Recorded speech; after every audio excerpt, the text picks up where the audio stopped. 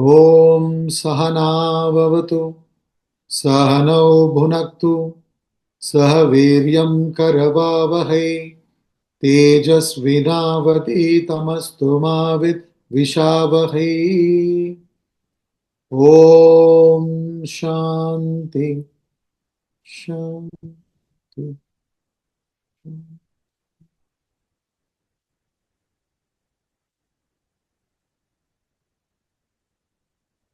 We'll chant Srimad Bhagavad Gita, chapter 2, verses 54 to 57.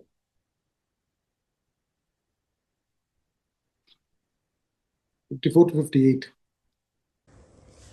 Arjuna uvacha स्थितप्रज्ञस्य का भाषा समाधिस्तस्य केशव स्थितधीं किं प्रभाषेत किमासीत व्रजेत किम् श्रीभगवानुवाच प्रजहाति यदा कामान् सर्वान् पार्थमनोगतान् आत्मन्येवात्मना तुष्टः स्थितप्रज्ञस्तदोच्यते दुःखेष्वनुद्विग्नमनाः सुखेषु विगतस्पृहः वीतरागभयक्रोधः स्थितधीर्मुनिरुच्यते यः सर्वत्रानभिस्नेहः तत्तत्प्राप्य शुभाशुभम् नाभिनन्दति न द्वेष्टि तस्य प्रज्ञा प्रतिष्ठिता यदा संहरते चायम् कूर्मोऽङ्गानीव सर्वशः इन्द्रियाणीन्द्रियार्थेभ्यः तस्य प्रज्ञा प्रतिष्ठिता. Last week, we began this portion of the second chapter from verse 54, called as Sthita Prajnaha. Sthita Prajna portion is from verse 54 till 72, till the end of this chapter. Sthita Prajnaha means a perfect human being, God-realized soul or enlightened person. Jnaha means one who knows. Prajnaha means one who knows well. Sthita Prajnaha means one who knows well always, 24/7, 365 days, completely established in the self. So, how to know? Firstly, we have to understand that we are ignorant. The most important quality to gain the knowledge is that we have to become aware of our ignorance. So, first you say, I don't know. So, how do you come to know? Through study and reading and listening, right? Through reading and listening.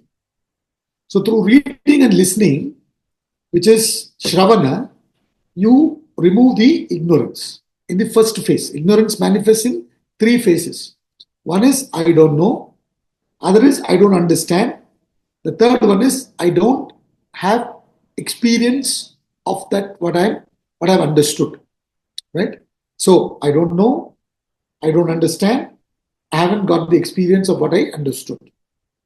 These are the three phases of ignorance. The first phase of ignorance is removed through knowledge, that is through reading and listening, Shravana. The second phase of ignorance, which is I don't understand, is removed through reflection, manana, constantly reflecting upon the scriptures or what you heard from the scriptures through the Guru. So you think about it.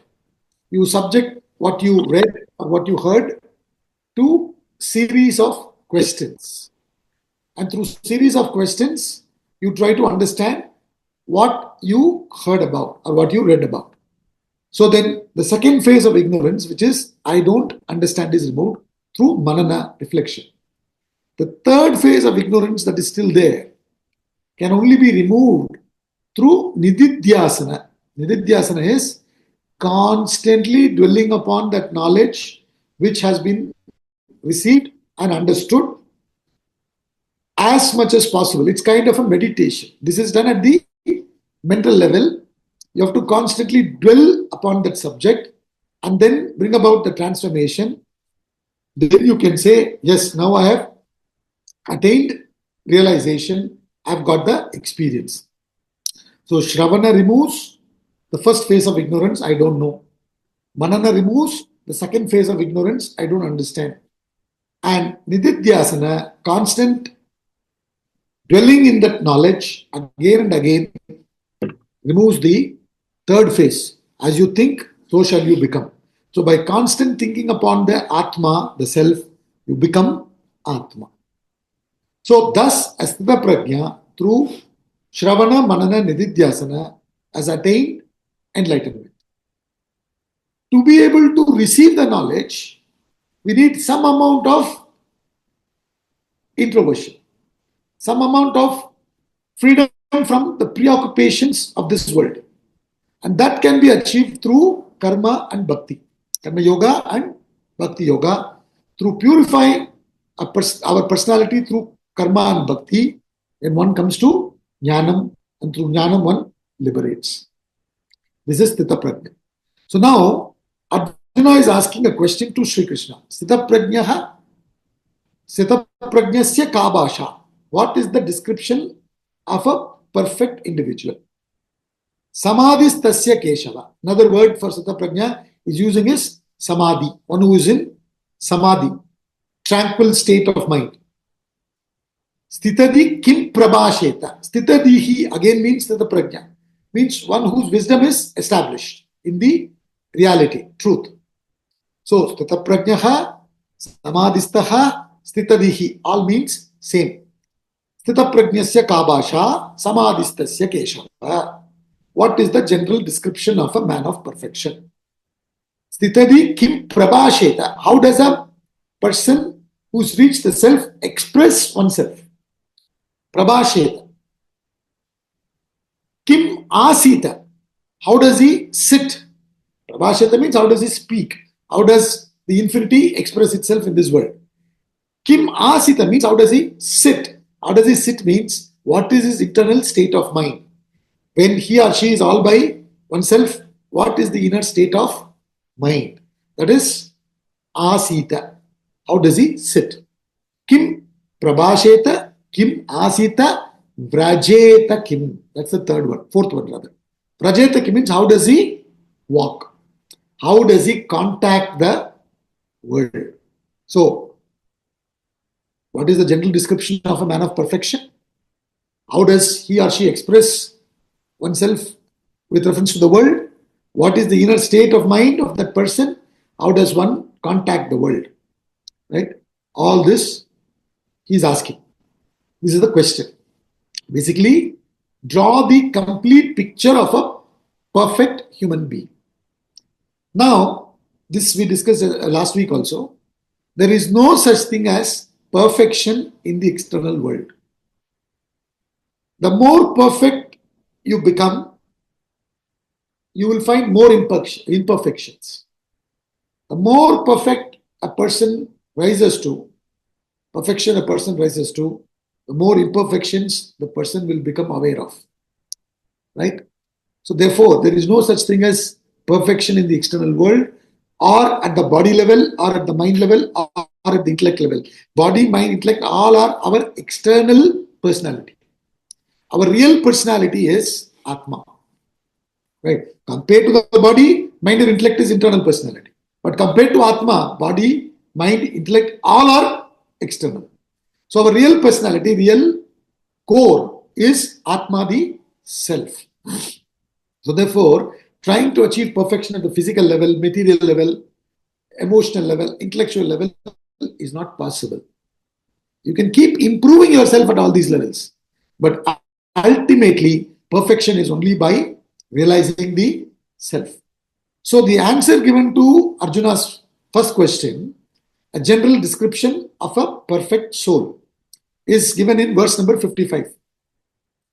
Sri Krishna says, Prajahati yada kaman sarvan partha manogatan atmani eva atmana tushtaha stita prajnas tadochyate. A person is said to be a stita prajna when he says all desires have to be risen above. When a person rises above all desires, isn't it? Prajahati means casting off. Prajahati yada kaman, yada prajahati. When a person rises above the desires, right? Yada kama. Where is the kama? Inside the mind. What kamas? All kamas, all desires. So prajahati yada kaman sarvan partha, oh partha, Arjuna, manogatan. Desires are at the level of the mind. It is in the mind. It is of the mind. So one has to rise above the desires from the mind.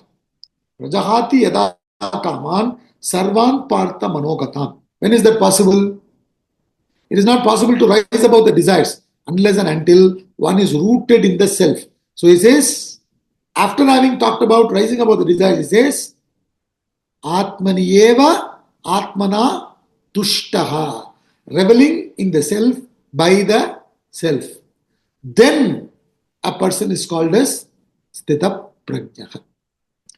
Then a person is called as Sthita Prajna. Sthita Prajnas tadochyate. Tad uchyate is being said to have realized. So what we need to understand is it is not possible to give up any desires for the matter anything. You can only take up something higher, and when you take up something higher, the lower automatically falls away. So renunciation of desires is not possible unless and until we take in the higher knowledge. The more the person gets established in the self-knowledge, the lesser the person will have desire or attachment to the world. You understand? Therefore, Vedanta doesn't talk about giving up. Vedanta talks about taking up. So many examples are given. When a child who's playing with the toy world, who's attached to the toy world, is exposed to the cycle world. And when the child starts reveling in the cycle world, slowly, the toys leave the child. There is no more attachment to the toys. So the toy world is not given up. Child has grown up to the cycle world. As a result, the toy world leaves the child. Similarly, we give another example of a flower maturing into a fruit. When the flower matures into a fruit, the petals of the flower automatically fall away. But if you forcefully pluck the petals, will it become matured fruit? It won't, isn't it? Simply pluck the petals. Will it become a fruit? No. But when it becomes a fruit, automatically the petals fall away. So what he is trying to say is, when he is talking about the description of a self-realized soul, he is also giving us the method, the practice, sadhana, how to achieve that. This is the beauty of this portion. Not only is talking about the profile of a perfect human being, he is also telling us how to get there. So how do you get there? You don't have to give up anything.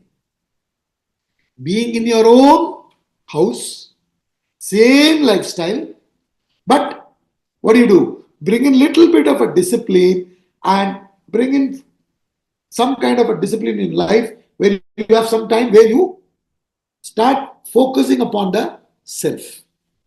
Like we say, later on we will be discussing about many things in the Gita, where you will talk about sattva, rajas, tamas, then we'll talk about sattvic time, rajasic time, tamasic time and all. So generally we say early hours of the day is the conducive time for your study, right? Because there are no disturbances externally, there are no disturbances internally also, right? Early morning, if early morning when we say get up and study means you should have rested quite well. at least 6 to 7 hours or maximum 8 hours, you should have rested so that you can study. So if you have to wake up at 4 or 4:30 or 5, accordingly you sleep for 6 or 8 hours, you calculate that. Then when you wake up, externally also not much disturbance in the environment. Internally also, your desires have not fully awakened, isn't it? So there is cooperation from the mind. There is not much of a disturbance within also. So that time you sit and start reading and reflecting upon the scriptures. So what you are doing, you have not left anything. You have not left your lifestyle. You have not given up any objects, anything. All you did is brought about little bit of a discipline. It is going to talk about few more things like Dhamma, Shama, etc. in this portion.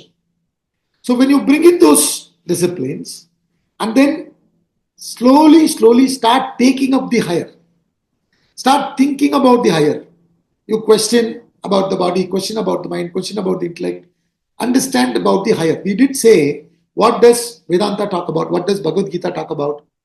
Three things mainly. First is about the individual. Second is about the world. Third is how the individual should relate with the world. Relationship with the world. These three, isn't it? Who is this individual? Who are you? What is this world? What is the nature of this world? How to relate? So this you start spending time. So the more you start getting established in the higher, slowly to that extent, your desires will reduce. In the sense, these desires will not become binding desires. Today it's a compulsion, it's a condition. This has to be fulfilled. What I like has to be fulfilled. What I don't like also has to be fulfilled. In the sense, what I don't like should not be there. It's a condition. Slowly, you rise above the desires. You will not have these desires as a compulsion in you, as a condition in you. This is how you have to practice. So in this shloka, for the matter all shlokas, he explains the state as well as the path.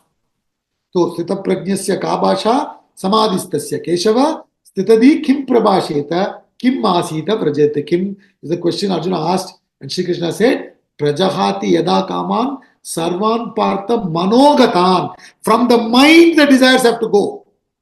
So there's no point just removing the objects of the desires and then think that you achieved perfection. It cannot stay for long. He's going to talk about this more in detail in shloka number 58. You understand? A lot of people think temporarily if I just give up things, I'll be fine. How long? How long can that condition remain? Because inside the value for the object is there, no? You cannot, rise above certain values that you have for this world unless you start appreciating certain higher values. Isn't it? So when you have exposed yourself sufficiently upon the higher values and when they have gone into you, then the lower falls away. Therefore, all we are trying to say is, yes, you may follow a certain discipline externally, but externally and internally, what we call as Bahiranga and Antaranga Sadhana. But what will help you is only taking the knowledge, nothing else. Then he is answering the next question, which is, it's not in the same order he answers. Because the order is what? General description. How does he speak? How does he sit? How does he walk? In the next shloka, he doesn't talk about how does he speak. He talks about how does he sit. Verse number 56 talks about what is the inner state of a perfect human being. Let's chant verse number 56. Dukkeshvanuddvignamanaha Sukheshu vigataspruhaha Vitaragabhayakrodhaha Stitadhirmuniruchyate. Dukkeshu anudvignamanaha Sukeshu vigataspruhaha. Dukkeshu anudvignamanaha means he whose mind is not agitated by sorrow. In dukkha situation, that person's mind is not agitated. Dukkeshu anudvignamanaha. Sukeshu vigataspruha. That person's mind does not get excited by joy. What is happening to us? Our mind gets dejected when sorrow comes. Our mind gets excited when joy comes.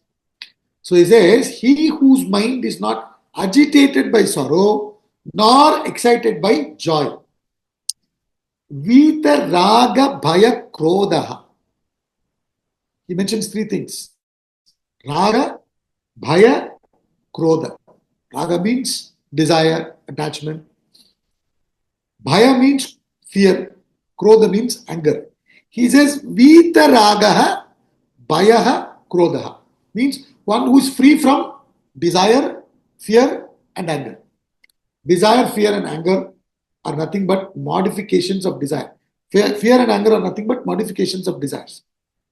So he becomes free from desire and its modifications. That's what it means.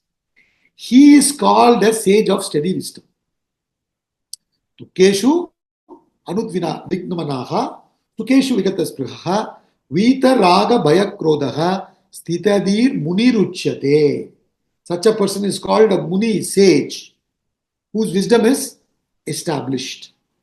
See, our reading, listening, and reflection should get established.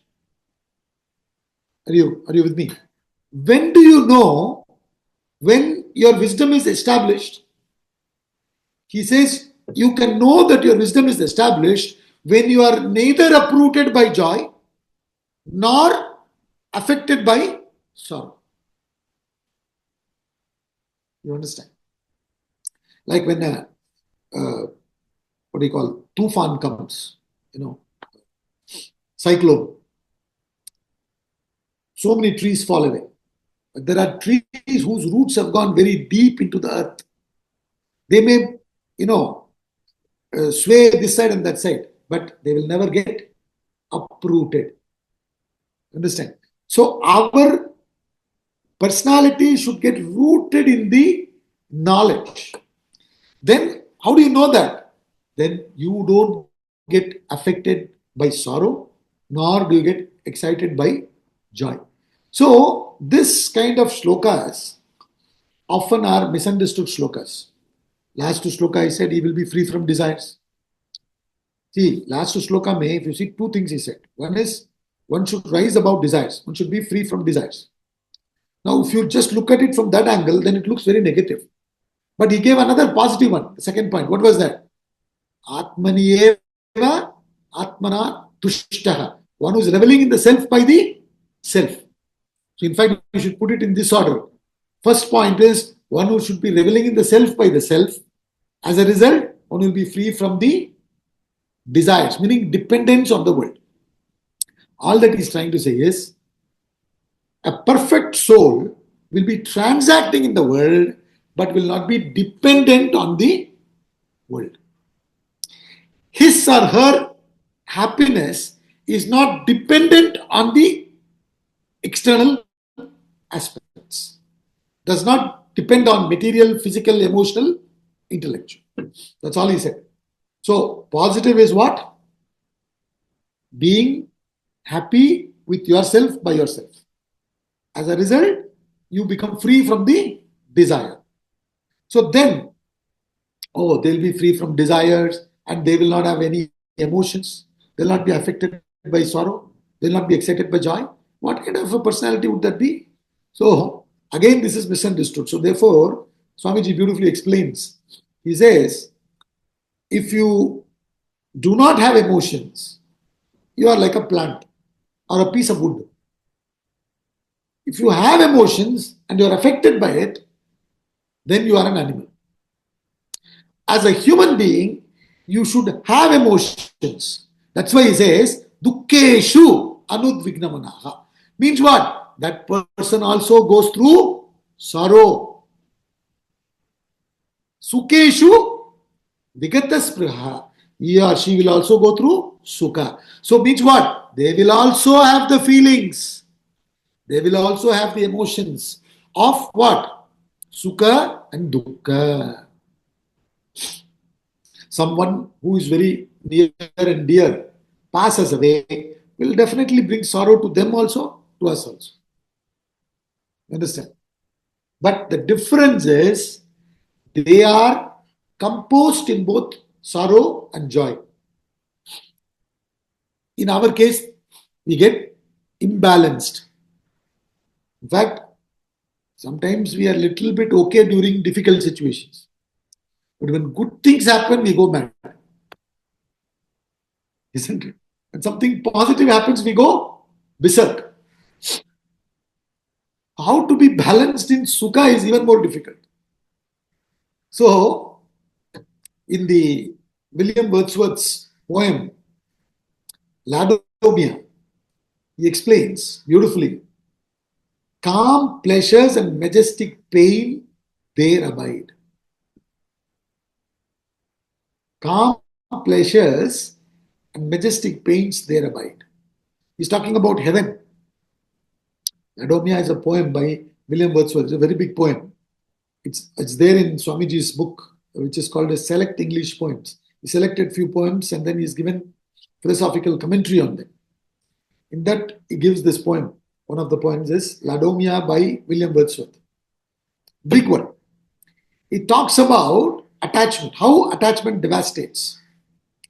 3 poems he gives, all big ones, which talks about the devastating effects of attachment. One is this Ladomia, which is wife's attachment to husband. Right? How it devastates, he talks about it. There's another one, which is Andrea del Sarto by Robert Browning, which is husband's attachment to wife, how it affects. Then Arnold's poem Sorob and Rustum, which is attachment between father and son, how it affects. So in Ladomia, what happens is Ladomia's husband Protesilaus dies in a battle. And he's a very good person, so he goes to heaven. And Ladomia is lamenting, oh, my husband is taken away, oh, And then she prays to God, please restore him. Obviously, he cannot be restored. But the poem says he's restored in the form of a ghost to appease Ladomia. And when he comes as a ghost, she hugs him and she becomes very physical. Then the poet Ladomia is told by Protesilaus, meaning William Wordsworth is telling through Ladomia to all of us, through Protesilaus to all of us, sorry. He says, calm pleasures and majestic pain there abides. You're getting excited here, man. You're becoming very physical. When you see me, suddenly you're getting very excited. Right? So like Puneet's pet here, now he's our pet also, Messi. Messi is the small dog here in this house. He gets so excited, especially after so many months we have come back here for the weekly classes in-person mode. I don't know whether Puneet is excited, but Messi is excited. When you see, he just came out of the lift, Messi comes, jumps over all of us, and then, licking, hugging, all that is happening. So, that's what he says. You are getting excited, man. Ladomia, you're getting excited. Relax. Calm pleasures, there abide. Majestic pain. Meaning what? Pain is there. It's not that the pain is not there. Pleasure is also there. But in pleasures, calm, majestic in pain. So, how is that possible? How does that balance come about? That balance comes about because you withdraw from the body, mind, intellect and identify with the Atma, and from the Atma level you watch, you observe, you witness. Then only you can be majestic in pain. Otherwise what happens is you get too close. pain. You're constantly going on talking about pain, and you are becoming closer and closer to the pain. You are actually becoming pain, isn't it? You merge with it. But slowly, with this knowledge, what happens? Which we discussed in the previous shloka. If you get up in the morning after doing other sadhanas, which we'll come to discuss in detail, along with that sadhana, if you gain the knowledge, what is happening is slowly, you are moving into the self. As a result, you will be to that extent identifying with the self and watching. Now Test cricket is going on between India and Australia. Now, they have what is called a side screen there. In cricket ground, if you see, something called a side screen. Fellows who don't understand this, they go and try to sit there or walk during the bowling is going on, When they're having drinks, it's okay if you walk. But when the match is going on, the batsman is facing the bowler, suddenly one fellow walks. And when one fellow walks, the batsman withdraws. Because right behind the bowler's arm, the side screen will be there. Nobody is allowed to sit there, in the audience. Now, when somebody walks, what is happening is this batsman is so much focusing on the bowler's palm, which is holding the ball. And when he's taking up and then delivering, if somebody goes, he gets distracted. So he withdraws. He's allowed. So much focus is needed. So since he's so much watching, he knows how the ball is held. At the time of delivery, what is happening to the palm and fingers. So how the ball is going to pitch, how it's going to move. Accordingly, he will adjust himself and then deal with the ball. So what is happening? He is watching and becoming a witness. The more he is able to focus and become a witness, the more he is able to deal with the ball easily. Isn't it? The same thing is happening in us also.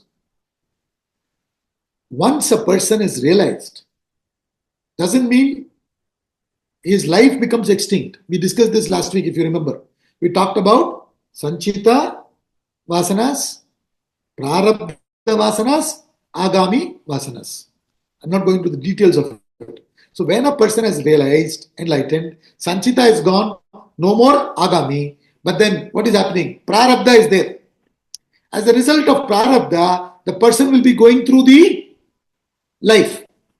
Now, in the past, the person could have been little bit of indisciplined life. He might have led, isn't it? That will show up later, no? Isn't it? We abuse our body for so many years. It will go on for a while. And then when we slowly start becoming old, when you start becoming 40, 45, slowly all kinds of problems starts. Isn't it? What is that? Prarabdha only, na? It's coming back. So for a realized soul also, there will be painful situations, happy situations because of Prarabdha. You understand? So which will bring dukkha? Because you should not think, Siddha Prajna means he is above everything. So if I slap him also, he should not feel the pain. Siddha Prajna is not a very insipid state. It's an alive state. You understand? So, Siddha Prajna will also feel the joy and sorrow, pain and pleasure. The pairs of opposites will be there for them also. But what is the difference? When it comes, they are watchful. When they are facing it, they are watchful with awareness. As a result, there is a gap or a distance between them and the experience. You understand? Pleasure is there. There is a distance between them and the pleasure. Pain comes, there's a distance between them and pain. Pain is outside of them. Pleasure is outside of them. Equidistance they maintain. They go through, but they don't get affected. That's all he says. So, in other words, a person who's reached that highest state also has emotions. Be clear about this. Also has emotions, but they are not affected by emotions. Is the main thing. So you should not think that Vedanta will make you callous, indifferent. No, you will also, in fact, that person feels the pain much more because he is very aware, no, alert, fully there. But he also maintains the distance, therefore it doesn't affect. In fact, today our understanding is what? When I'm identifying with my body, I think I am the body. Therefore, I am going through pain. Same thing at the mental level and intellectual level. But Sthita Prajna is not identified with the body. Where is his identification? Atma. So therefore, he says, my body is having the pain, not me. So what has to be done, he will do. For the dukkha situation, what has to be done, he will do. In fact, a person who is able to be watchful is alone able to do the right thing. To be able to deal with the situation appropriately, you need to be available there. If you get disturbed, you don't know what you're doing. Isn't it? Supposing, God forbid, the place where you are residing, or you've gone to watch a movie, like it happened in Delhi, no, many years ago, in one of the theaters, it got fire. It caught fire actually, fire accident, and so many people died, stampede and all that. So people get so flustered, affected. So they do all kinds of things. When you are relaxed, if I ask you, if God forbid there is a fire accident, what are you supposed to do? First thing you will say we are supposed to do is switch off the mains and call the fire department, fire service. And then at home you will start doing things one by one. You will say all these things now. But if when you are in that situation, isn't it? When you are in that situation, supposing fire accident happens, you will run like anything. You will forget about switching off the mains. You will forget about calling the fire service. Everything you will forget. You will get excited. So that's what he's saying. It is not just having the information, in the situation also to be calm. How does that come? Take the same example of a batsman. How is it coming? Net practice. Isn't it? What is he doing, the batsman? Goes on practicing in the net. Make the bowler bowl. Same ball again and again they bowl. And the fellow is going on watching, and he knows, okay, if he holds this, so now his muscle memory is that. How he has to move. Isn't it? By constant practice. Suddenly you read and you reflect, you have to be calm. But when things happen, you cannot be calm. That's why Nididhyasana is important. And for Nididhyasana, peaceful environment is important. Not only peaceful environment, when we say peaceful environment, satsang is also important. That is why Adi Shankara says, Satsangatve nissangatvam, nissangatve nirmohatvam, nirmohatve nischalatatvam, nischalatatve jivan muktihi. From the satsang, good company, you will have nissanga. Nissangatve nirmohatvam. All the exaggerated values, delusion goes. Nirmohatve nischalatatvam. You will get established in the jnanam. You will become sthita prajnaha. Until then you are only prajnaha. You will become sthita prajnaha. Then he says, nischala tattve jivan mukti, which is liberation, moksha, self-realization. So therefore, this constant practice has made the person become detached from both dukkha and sukha. So this is what he's saying. This person is able to be unaffected by both dukkha and sukha. Dukkeshu anudvignamanaha, Sukeshu Vigataspiraha Vita Raga Bhaya Krodha. Next line. He is free from Raga, Bhaya, Krodha. Vita Raga Bhaya Krodha Stitadi Muni Ruchyate. That person, Munihi, sage, who's been doing this tapas, right, becomes Tita Dihi. His wisdom gets established and he is absolutely free from desire and its modifications. When the desire is fulfilled, you crave for more and more. That's called greed. When the desire is fulfilled, there is a fear of losing what you have achieved. Fear comes, greed comes, when it's fulfilled. When it is interrupted, somebody is interrupting you from achieving the desire, then what happens? Anger comes, krodha comes. Isn't it? So, kama, krodha, lobha, moha, mada, matsarya, bhaya, all these, right? All these are what? Modifications of desires. So, when he says fear and anger, he is mentioning one of the emotions, modified emotion, which is fear. What is that? When the desire is fulfilled. Another modified emotion he's mentioning is anger, when the desire is interrupted, not achieved. Right? In both cases, whether the desire is fulfilled, desire not fulfilled. Meaning whether the situation is conducive to me, not conducive to me. Whether everything all right in my body, whether something is wrong with my body, mind, intellect at all levels, that person remains calm. How is this possible? Vita Raga. He becomes free from the, what do you call, free from the effect of desire and its modifications. In a general condition, what is the effect? When the object of desire comes in front of you, what happens?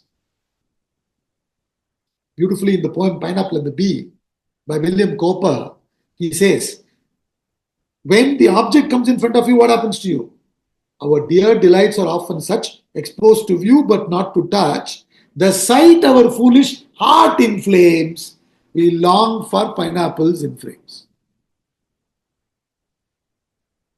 There's another poem by William Cowper. That's also there in the book, Select English Poems. There, he talks about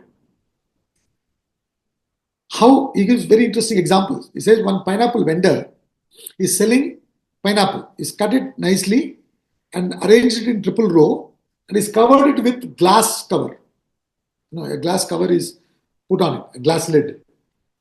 And a bee who doesn't know that there is a cover, because transparent, sees the fruit, wants to go and eat it, not paid for it, right? I want to enjoy it free. So tries to enter, but there is glass cover. Seeing that, the poet is saying, similarly, there is another fellow who is seeing the princess of the country going in a palanquin. A little bit, the curtain of the palanquin is moving because of the wind. In that small gap, he sees her and is desiring her. He doesn't deserve her, but he is desiring her. And then he says, a maid goes to the shopping mall and seeing all the stuff there, she is developing desire. He compares all this and says, our dear delights are often such, exposed to view but not to touch. Meaning, you have to deserve to get that. You can have desire. But what is happening? He says, the sight our foolish heart inflames. The moment we see it, what is happening to our heart? We get excited. We want it. The sight our foolish heart inflames. We long for pineapples in frames. There's a law. We have to go by that law. We have to deserve it, do whatever necessary to deserve that. But we don't want to do that. We simply keep desiring. You understand? So the sight of our foolish heart inflames. We long for pineapples in frames. With hopeless wish one looks and lingers. One breaks the glass and cuts his fingers. But they whom truth and wisdom lead can gather honey from a weed. If you follow the scriptures, You can draw the happiness from within. Beautifully he concludes. Now, in that poem, I just want to say one thing. What? The sight our foolish heart inflames. So, unprepared, without what do you call the proper net practice. When any team goes to another country to play a series of matches with them, they go a few days before to acclimatize to the weather, to acclimatize to the grounds, and they play matches with the local teams there. Isn't it? A lot of practice matches happen. They go, if the match is going to start on 15th, they go on about 15 weeks, 15 days before. 2 weeks, 3 weeks before itself they go. And they get acclimatized to the weather, they get acclimatized to everything. Now, unprepared, if you go, what will happen? Some of the fellows, pace bowlers, they come running from so far away. It's terrific speed. And you turn and see that side, the wicketkeeper is standing almost at the boundary line. Then you, my God, man, this fellow is going to bowl at such terrific speed. I'm unprepared. What will happen? Either I'll get hurt or completely gone, finished, out. So, therefore, this Tita Prajna is first a sage. Tadi Muni Uchyate. That person, Munihi, who's been practicing, right, have achieved establishment of his wisdom in the self.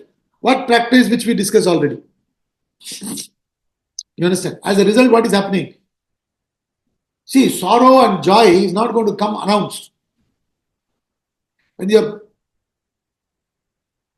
least expecting it, it may come. Isn't it? But least expected situation is different from least prepared. Isn't it? Who stops you from being prepared? Nobody. You be prepared. You understand? Like some people come so fast and bowl slow ball. Be prepared. Right? It can be any ball. But since you're prepared, till the time the ball is left the hand and coming, you don't move. That much of watchfulness is there. Then only you can really control the emotions. Otherwise, it's not possible. That's all he says here.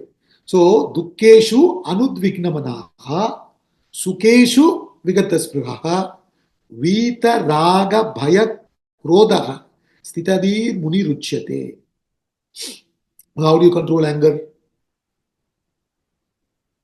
First of all, anger is nothing but desire interrupted. And when the anger has come, what happens? Your awareness is gone. So, if you have practiced, what do you call as watchfulness, if you've practiced watchfulness, and that's what the prayer is supposed to do to your life. Prayer is supposed to bring that watchfulness.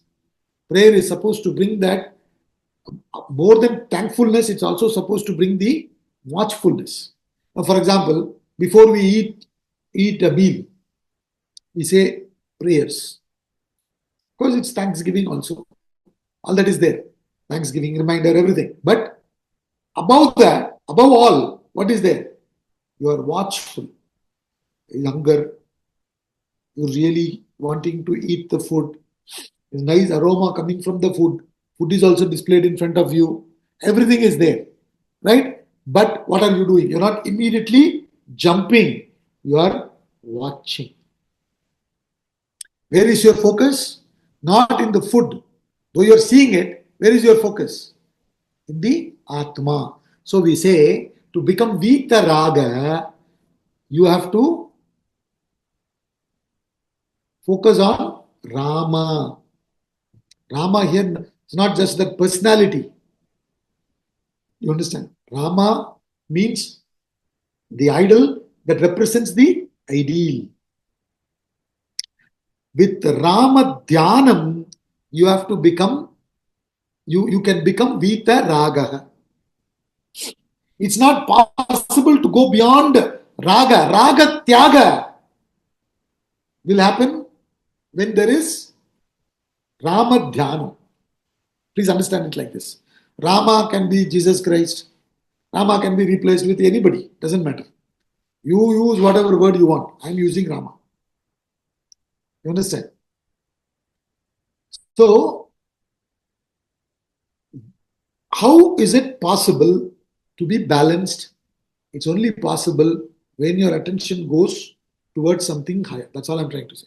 From that higher, when you watch, then you can be balanced in both dukkha and sukha. Otherwise, oh, somebody who is balanced in both, I have to be balanced in sukha and dukkha. How is it possible? How to do that? We don't study. We don't follow sadhana, other practices. Nothing we are doing. Suddenly, when dukkha and sukha comes, just because I've read this verse once or I've attended one class where he discussed about this, I should be able to be balanced in sukha and dukkha. Is it possible? Not possible. That's why he says, you have to be a muni, then your D can become sthita. Who is muni? We discussed last week, no? Maunat muni. Mananat muni. Maunat muni means one who is silent. One who maintains his silence. Right? As much as possible. When he has to speak, he speaks. Otherwise, he doesn't. And then Mananat Munihi, one who is doing reflection. That's what I'm coming to. And one who is doing other sadhanas. You understand? Now, if you are a Muni, then your D can be established, is what he said. Itadi Muni Uchyat. That Muni can establish his Dihi. Otherwise, not possible. Is this clear? So, Rama Dhyanam will help you in Raga Tyagam. Raga means what in this case? Likes and dislikes. Both are called Raga. Desires, basically. I desire this, I desire this not. That's called Raga. Both are Raga only, na? Raga means likes and dislikes. You have to become free from Raga, means free from likes and dislikes. Which means what? When is that possible? So therefore, you are thrown out of imbalance not because of the experience. It is because of your attachment. This is another thing he's telling here. The raga is inside you. That's why you are getting imbalanced. No? See, you have a certain desire. Like I keep talking about cricket and sports quite often. So I have certain vasanas for sports, let's say. So when, supposing there's a match between India and some other country in Delhi, right? And I have raga, attachment in me. Where is it? In me. So when that is happening, I may go a little imbalanced. If that raga is not controlled in me. Correct. Now you don't have any desire for cricket. You are reading the news. Australian team has come to India. New Zealand has come to India. And there's a match in Delhi on so and so day. Will you get imbalanced? So, dukkha and sukha is an incident that happens in your life. They are not throwing you off balance. What is throwing you off balance? Your value for it, your attachment to it, your desires for it. So the problem is here, not there. So if you have an intellect which is strong, which can be watchful, nothing wrong in the situation, nothing wrong in the desire also. But are you able to be watchful to those desires? Then dukkha, sukha doesn't matter. That's all he says. So dukkeshu anudvignamanaha, sukeshu vigataspuraha, vita raga bhaya krodaha, stitadi muni ruchyate. He is said to be a Sthitaprajna. See, Sri Krishna himself can say, I am saying he is a Sthitaprajna. But he doesn't say. He says, he is said to be a Sthitaprajna. You know, it's a very, refined way of putting it.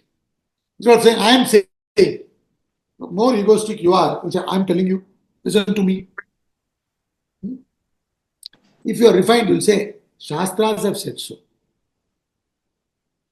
right? The Lord Buddha has said so. That great sage has said so. You'll say, my Guru has told. In the Upanishad, the Guru in the Upanishad says, thus have we heard from our great masters. I cannot say, I am telling you, follow this. No, never. So therefore, step, become a Muni and be a Muni. Then you can become Sitadihi. And when you become Sitadihi, wisdom is established. When dukkha comes, sukha comes, no problem. Both will come. So, in other words, a perfect individual also goes through various emotions. But in and through all the emotions, they're able to be balanced. This is the reason they're able to be balanced. Let's conclude now. Oh.